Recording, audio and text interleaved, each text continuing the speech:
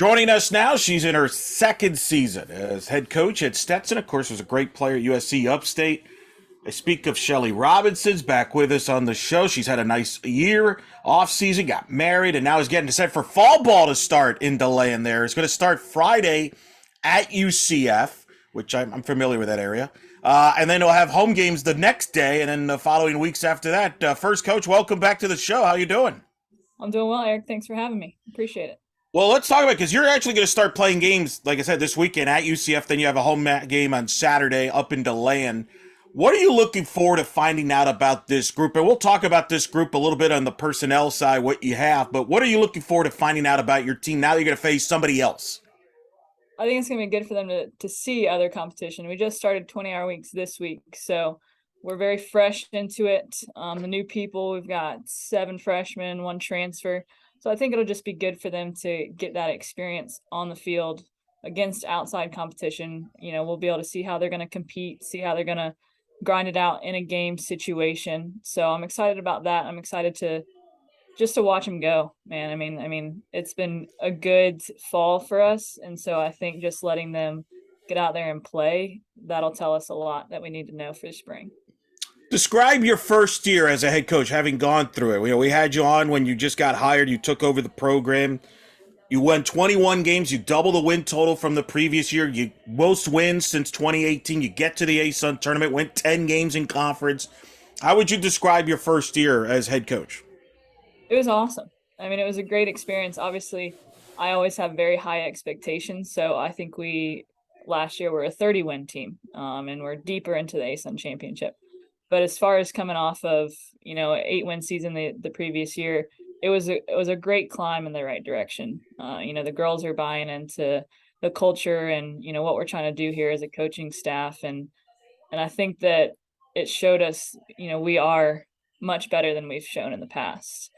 So the girls really could find their confidence. They could, find their rhythm on the field, and that was good for them to know, okay, like we're not an 8-win team. We're not a 3-win in conference team, barely making it into the tournament team. Like we can go in there and we can compete. So I think you're going to see a lot more of that this year, and obviously high expectations. I think we go a lot further into the ASUN tournament. What did you learn about yourself as far as the head coaching position? Because it was your first year. Nobody expects you to have all the answers right away in that position. You have sometimes you learn on the fly. What were some of the things you learned about the position and about yourself last year? I think just delegating, thanks to the assistants. I've got Coach Jackson with me. She played for me. So just kind of letting the assistants take what they need to take, and me worrying about things that I didn't have to worry about in the past. So I think that was a big change for me, because I was always kind of like behind the scenes in the office type of thing, doing what I need to do on the field. So that was a little bit of a learning curve on just kind of flipping the switch, and you're kind of more so managing, I guess, if you will, and saying, hey, like, I don't need to do this job anymore. I need to trust these people to go and do this, so that I can focus on this. So I think that was probably the biggest switch that I needed to make. Now that we've got that year under our belt, it's run a lot smoother already this fall. Now, remember last year, you had to play at Liberty. You knew you needed to get a result and get to the conference tournament. You got the win to get you into the ASUN tournament, and really had to play yourself into the tournament. Do you think that experience of the way you play yourself into the conference tournament will help this group this year? Hey, and not only that, you beat the best team to get in. Yeah, absolutely. I think that helps a lot, because we tell them every single day, it doesn't matter who we're playing. They put their shoes on the same way. Any given day, we can beat the other person in the other dugout. We've got to focus on us, though. We've got to focus on staying consistent with our work ethic, with our grit. We talk about grit a lot. And when we step on the field, we're competing. We're not competing with a name on the chest. We're competing with other people playing this game, and just kind of keeping it simple and just getting out there and knowing that you can take it, but it's not going to be given to you. It's not going to be handed to you. You've got to earn it. So I think that coming away with that big one at Liberty showed them, okay, like we can do this. And that's the thing, right? With the young people, it's about confidence. I'm curious, how were you able to deal with young people that, ups and downs? As you know, you've played the game at the highest level. Even the best players have their highs and lows in the sport. That's how this sport is. I mean, in a lot of ways, the sport is based on failure. You're going to fail more times than succeed, especially as a hitter. So, Mhm. how did you kind of manage these people to make sure they stayed positive, even if things didn't go well, ups and downs, to learn to, hey, you put that behind you and move forward and play with confidence? Yeah, I think just a lot of us trying to be positive as a staff. Like, that's okay. We've got new day, new opportunities. Or even in game, you struck out the first at bat. Who cares? That's behind you. You've got a new at bat coming. So it's always thinking about the next one, and not dwelling on what happened before it. I think that is a struggle for a lot of kids nowadays, as they get so down on themselves because of what's happened. But you can't focus on that. You've got to focus on the present moment. So we talked about that a little bit last year, and this fall we've been reading Mind Gym as a team and discussing that every Friday at our team meetings, and that's seemed to really sink in with them. So I think that those little things and just simple reminders of, hey, it's not going to define you, but let's get up and let's get after it again on your next opportunity, because there'll always be a next opportunity. Let's talk about this year's group. Obviously, you lose a good senior class from last year, but you return a lot of players. You bring in some new faces as well. Just tell us a little bit about this group. Obviously, when people thought of Stetson softball over the last few years, Lizzie Schubert was a name that came to mind, and her incredible career and the dramatics, especially at the end of last year, was Yep. something. You don't replace people like that, but just tell us a little bit, first of all, about that senior group last year, because that was your first senior group as far as head coach. Obviously, you were the assistant before that, so you knew him very well. And Mhm. then how they helped last year's group and moving into this year. Yeah, I think that they brought the experience, on-field experience that we needed. We had three super seniors, two regular seniors, and so I think that they led well, and they did what they needed to do to kind of motivate the young kids and show them the ropes on how we operate and how we do things around here. So they're definitely going to be missed, and I think that they've kind of set a good standard though, as to what Stetson softball is, and our two words are family and legacy, and I think that they did a good job of, really showing those two and kind of passing that on to the younger kids. Talk about the offense. Let's start with the offense. What are you looking forward to seeing your offense this fall, and then obviously into the season? Who are some of the players you think will be your leaders offensively? I think we've got a couple people in the left-hand batter's box. Obviously, Brie Clary has been, a pretty consistent player for us. I can see her doing the same thing for the next 2 years, and I think we're going to add a little bit more speed. Haley Fox, Cami Epley, they were in some games last year. I hope to see them a little bit more consistently in the lineup this year, just kind of using their triple threats, creating chaos, dropping a bunt when they need to, hitting a double when they need to. On the right side, I think Marissa Baxter, I'm for her to be consistent throughout the year. She's got the potential, she's got the drive. Yvette Morgan, same thing. I've been working with her, just tweaking little things here and there. And I think she's going to be consistent for us too. I use that word a lot because that's what we're focusing on. Just be consistent, day in, day out. Be consistent. Both of us behind the plate, Dylan Anthony, Jordan Stanfield, both got a lot of pop. I'm hoping that they can kind of show up and have a little bit better year this year than in years past. They've been working, they've been doing what they need to do. So we've got some freshmen coming in that I think are going to compete for some spots, which is exciting. They're pushing our upperclassmen every day. I think that that's going to help us get better as a whole. Yeah, you mentioned Clary hit 330 last year to lead your team there. What makes you such a great hitter there and really set the tone for your offense? I think she's done a great job just growing over the last couple of years. Last year was her first year working with Coach Jackson. Obviously, Coach Jackson was from the left side, so she had that experience. I think that she just really connected with Brie Clary, and Brie Clary just bought into it. First part of the season, she had maybe 4 or 5 walks. By the end of the season, she doubled or tripled that because she really bought into what Liz was telling her, and I think that helped her a lot. And once she saw those results, she was all in. You mentioned the freshmen there. How do you evaluate each freshman as they start playing here in the fall as far as, hey, this one's ready to play right away? Maybe this one needs a little more extra time. As far as development, how do you evaluate a player as far as development and where they're at? And how do you evaluate, hey, this one's ready to play day one? Maybe this one needs a little more time. I think it's in game. I definitely think that we're going to see a lot of that this fall. This is their first time, on a college field playing against collegiate athletes. And so how are you going to respond in game?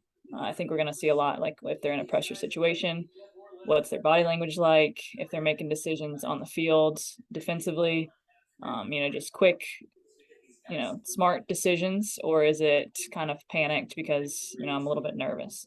And so I think that we're going to see a little bit of that this fall, and, who can step up, and it's just a game, man, just play the game. So I think if they can just keep it simple and have some fun with it, then they'll be fine. But I'm excited to see them.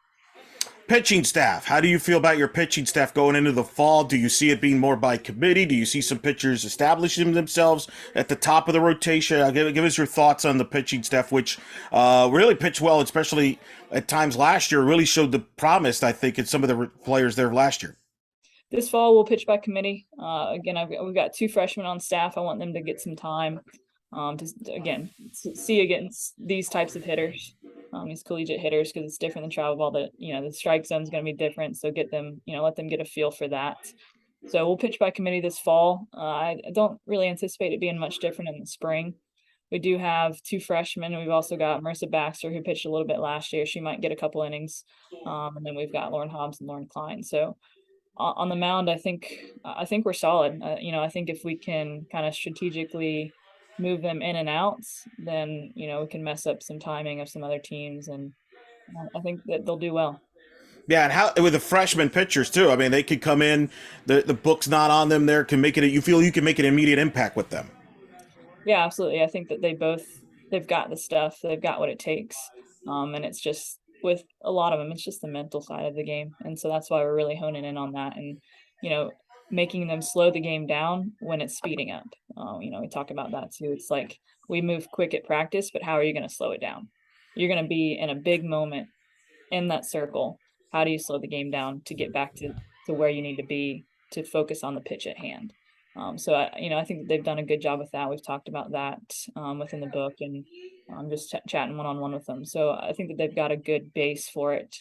They just got to put it into play now when they get on the field.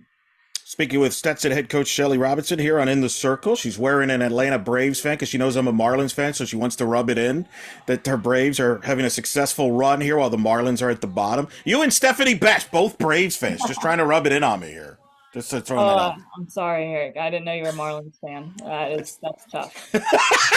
Yes, that's very accurate. There's nothing else to be said to that. You mentioned obviously about delegating as a coach. One of the things you learned last year. Talk about your staff as a whole, because obviously you brought them in. You were bring them in last year, and how that kind of went as far as getting to know them, they getting to know your style, and how you feel from their standpoint and their contributions as we get into this season. All right, so I've got Liz and we've got our volunteer Riley, both played for me, so they know how I operate. They see me from the coaching side, and now they're seeing the other side kind of behind the scenes. And so that they were people that just worked. I mean, they were workhorses on the field. Nothing's really changed. It's kind of just like running them through the mill of things, like, hey, this is how we do travel. This is how we do this. And they have open door policy to come and ask me questions, but it's just knowing that if they don't know what to do, they're going to ask me. And if they do know what to do, that they're going to get the job done. So just trusting them, and trusting that they know what they're talking about. They know what they're doing, I think has kind of eased it a little bit. So from that first semester, it was a little bit difficult just because I wanted to be so hands-on, and I needed to just say, Shellie, just let them work. If they have questions, they're going to ask you. A lot of it's really good, and a lot of people in this coaching staffs in the league were telling me how they were impressed by your team as far as the preparation and everything like that. And in fact, some people felt like UNF, Jeff Conrad just got promoted to be the head coach of UNF, and some people feel that they saw how it went well. It's over what you've done. How does that make you feel when people, your peers, are giving you respect like that and saying, hey, you can promote from within and it can make a big difference? That feels great. I didn't know that. So that definitely is nice. I mean, we don't do things here to try and impress anybody. We just kind of put our heads down and get to work and do what we need to do to beat who we're playing. But that's awesome. I appreciate that, the kind words from everybody. What has it been like being back in DeLand? Place very well. Growing up there. What was it like? one thing, because I know you've been back plenty of times, and obviously you were the assistant, but now you're the head coach. So in a way, you're the face of the program, and the face of the area in that standpoint, and trying to promote the program and promote the sport. What was that? What has that been like for you? It's been awesome. I love DeLand. I mean, I always said that I wouldn't come back unless I got a job here. But just kind of switching those roles and just kind of getting the community more involved because I do love this community. I love this city. So just doing little things, at elementary schools or whatever it may be. We've got a fun fundraiser coming up in January that we're going to do that I think is really going to get the community involved. So just little things like that. Our fundraiser that we just did this past fall, just really promoting it and doing things like that on social media. But I love the land. I think it's a great small town. I think you can do a lot of great things here. So it's been awesome being back. Yeah, I was going to expand on that a little bit, ask you about recently here. Obviously, this past week, social media caught you and the coaching staff getting a pie to the face. Just Yeah. explain that for the audience that may not be aware of what led to that, because it's pretty cool. Yeah, so we had our fall fundraiser. All the athletic teams do it at Stetson, and Liz and I were trying to figure out what can we do to get people to donate. And so we had different things like if you donate this much, you can be in the running for a T-shirt, a visor, little things like that. And I said we've got to have something big. And I said, okay, well, $1,000 or more, every coaching member of the coaching staff will get a pie to the face. And so it started out with, okay, we got one. That's great. And then I think Friday, which was the last day of the fundraiser, we got two more. So we still have to pay up for two more pies to the face, but it was well worth it. And I think the girls enjoyed it. Wow. So, like, what's that like to get a pie in the face? Are you like, and how did you convince the staff to go along with that? Were they like, oh, on board? Were they like, I don't know about that? It was kind of they were voluntold is what they'll probably tell you. So you gotta do it for the program every once in a while. You gotta take a hit. Now you all end up getting one. What if there was only going to end up being one coach that got it? What was the pecking order there? Oh no, it's we all got it. So All we right, so it had to be. every It was time either all or nothing. yeah, so every time Okay. we got $1,000 donation, every coach got pied. So we still owe two more pies to Well, support. I give you credit for that. A lot of coaches would just kind of sell out the assistants and let them take the heat, the punch there, But that's a great bonding thing to say, hey, you're all in it together there. All in it. All or nothing. What was the flavor of the pie you got? Did you get to pick the pie at all, or was it where they picked it? It was just whipped cream, Eric. It was a bunch of whipped cream and a pie crust. Um, it All right. was good. It was good whipped cream, I'll say that. Okay. All right. Look good on social media, so it's good. But that's great though. It's a way to get the word out and get the name out there, and it's a great cause. How important is that to do the fundraising there and being involved and get the community involved and get people involved to help in the program? I thought that's a great example of a great idea and a great concept. It's so important. I mean, not only for raising money, but just for the atmosphere of games. We had a great, consistent crowd last year. I hope to make it even bigger this year, and every year after that. It's fun for the girls to be on the field and have that kind of environment. Smaller stands, more people. It's going to get a little bit louder. So I think that it's super important just for not only building relationships in the community, but just making the game atmosphere so much better. Let's talk about the ASUN. Lots of always news items when it comes to the league. First, obviously, it's kind of a unique time for the league because you have comings and goings. You got new members coming in, you got members leaving. What is that like with some of the members coming and goings in the league as far as you're concerned? Who am I playing day of? That's our concern. Obviously we've got a lot of moving around. A lot of people are going to different conferences. As long as we're in the ASUN, that's what we're focusing on. And it's not a big deal if people leave. It's not a big deal if people come. We'll study them. We'll scout them. We'll do what we need to do to be as prepared as we can be. But it's, that is what it is. If they're going to move, then there's nothing we can do about it. How does that affect the conference schedule this year and perhaps moving forward? What's the kind of the format for for this conference schedule? Not only because the league has new members, you got bigger numbers, teams live. Obviously, that affects the schedules not just this year but moving forward. Right. So we're going still East and West, same as last year. So you don't play everybody. You play a couple crossover games. And then you play everybody on the East, everybody on the West plays everybody on the West. And then they go from that to make the tournament schedule. So, you've got to take every game seriously, every pitch seriously. But that's kind of what it's going to be next year. We lose 2 teams. So I don't know if they're going to try and we play everybody, if they're going to try and do, East and West again. Depends on if we add somebody else or lose somebody else. But right now that's what we're doing. So you go East and West, so 2 different sides. You'll play a couple crossovers, and then you'll play everybody for us on the East. Is it still a 3-game series doubleheader and a single game? Is it kind of a little bit of a variety there from the league as far as the scheduling from a conference series standpoint? They're going to leave it up to the teams to discuss. So you could, if you have budget and you're not missing classes and things like that, you could go a single Friday, Saturday, Sunday, or you can stick with the original doubleheader on a Saturday, single on a Sunday. So it kind of just depends on the coach and staff and what they want to do.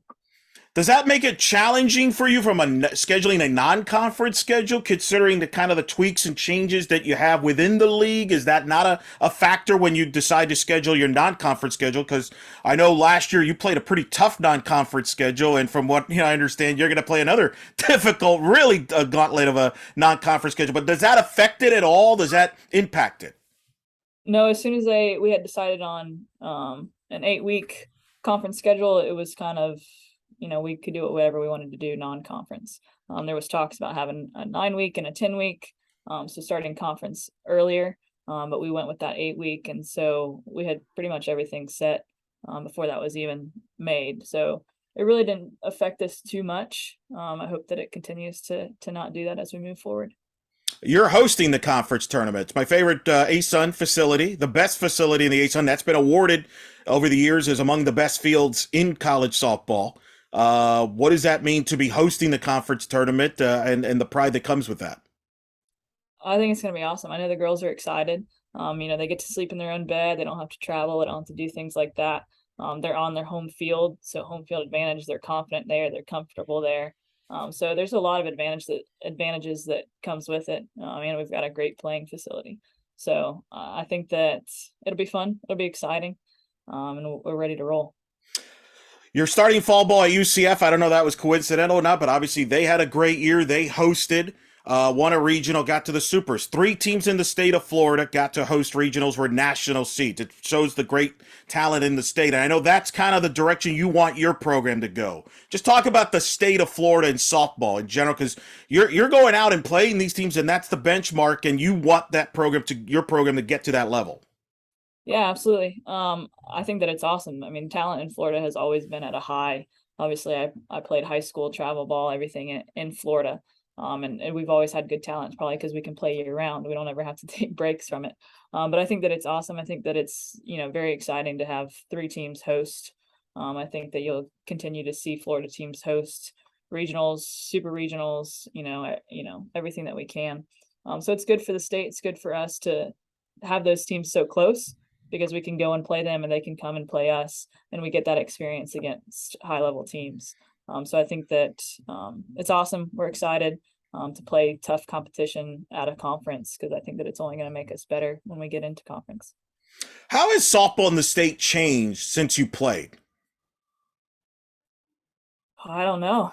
It's gotten better, I would say. Yeah. I guess just people are coming down here to play more. I'm not really sure how to answer that one, Eric. Do you feel like more people are playing? Do you feel there's more talent out there than ever before? It seems like now there's more talent for everybody. Whereas, when you played, it was kind of a secret, like a Right. gem. Where now, maybe people would have, find more players they couldn't find years ago. It seems like there's more depth and more people playing in the state of Florida. Like I would say it's a softball state. They always say it's a football state, right? They always talk about that in the fall. I feel like it's become a softball state. Fair? Yeah, I think that's a fair assessment. I think that again, it comes from, the girls are playing all the time down here. So they're being able to work on their craft and do what they need to do to better themselves as softball players. I think you're seeing a lot more kids dial in on one sport. So they're only playing softball, a lot of kids, which I love a multi-sport athlete. So if you play other sports, I think that that's awesome. But when I was growing up, I was playing 3 different sports, and so I didn't play softball year round. But I think that you're seeing more of that where they're playing softball for 10, 11 months of the year. And so that's probably why we're seeing a little bit more athleticism and a little bit more, softball in the state of Florida. What sports did you play? Other sports you played other than softball? Played volleyball and soccer. Volleyball and soccer. What position? Outside hitter in volleyball, and I was the goalie in soccer. How do you fit volleyball and soccer in? They usually play around the same time. How were you able to fit all that in? Volleyball was fall, soccer was winter, and softball was spring. And played travel in all three of those as well. So I was busy. Why'd you pick softball? It was what I was best at. I was too short to play volleyball, and I honestly probably could have played soccer, but I just didn't pursue it as much. I love softball. Hey, I think it worked out for you. Worked out pretty well for you. That's pretty good. That's pretty amazing. I feel like there's a lot of softball players I've talked to that have played volleyball. I don't know if that's a coincidence or if there's something that can be a connection there that I'm not aware of, but that's interesting. That you're not the first that have told me that. There's a lot of people that played volleyball and softball. Yeah, it's fun. It's very fast paced. That's what I enjoyed about it. What I will ask you this since you're a Braves fan. Have you met Chipper Jones? I have not. Whoa! My fifth grade teacher is very good friends with him, but I have not met him in person, unfortunately. We got to make this happen. Like, how does that not happen? For sure. Like I'd be good with it. Yeah, we all right. Whoever's listening, we need to make this happen. Like Pete Dunne used to bring him all the time at Stetson baseball games and things. He's from the Lane area. Let's make this happen. Like bring him out, get a first pitch, something like. Let's do it. Was he your favorite? Is he your favorite Brave all time? Who's your favorite Brave? Yeah. Yeah, Chipper Jones. Okay, sure. So now we need to make this happen. Absolutely. This is. All right, I don't know who we're going to talk to, but we're going to talk to somebody about this. This is, I cannot believe that. I would have sworn you would have crossed paths. No, I'm sure that I've seen him like playing or I've seen him, but I have not seen him that I remember face to face. See, I've never met him, but I'm a Marlins fan, so I really have no interest in, him meeting since he crossed the mark. Well, all right, we need to make that all happen. Last couple things here. Obviously, you're going to start your fall ball here, and then you get to February. What are some of the keys for this group to accomplish your eternal goals? What are some of the things you have to accomplish? We've got to compete. We've got to stay consistent. We've got to do what we need to do as a team. We've got to be okay with winning. I think last year we went on a 6-7 game winning streak, and I think we kind of freaked out because we hadn't had that in a long time. So we've got to know that that's a good thing, and we just got to show up every day and do our job. Doesn't matter who we're playing. Doesn't matter if we're playing Florida, Florida State, Georgia. I don't care who we're playing. You show up, you're confident in your abilities, you grind, you have fun, and good things will happen.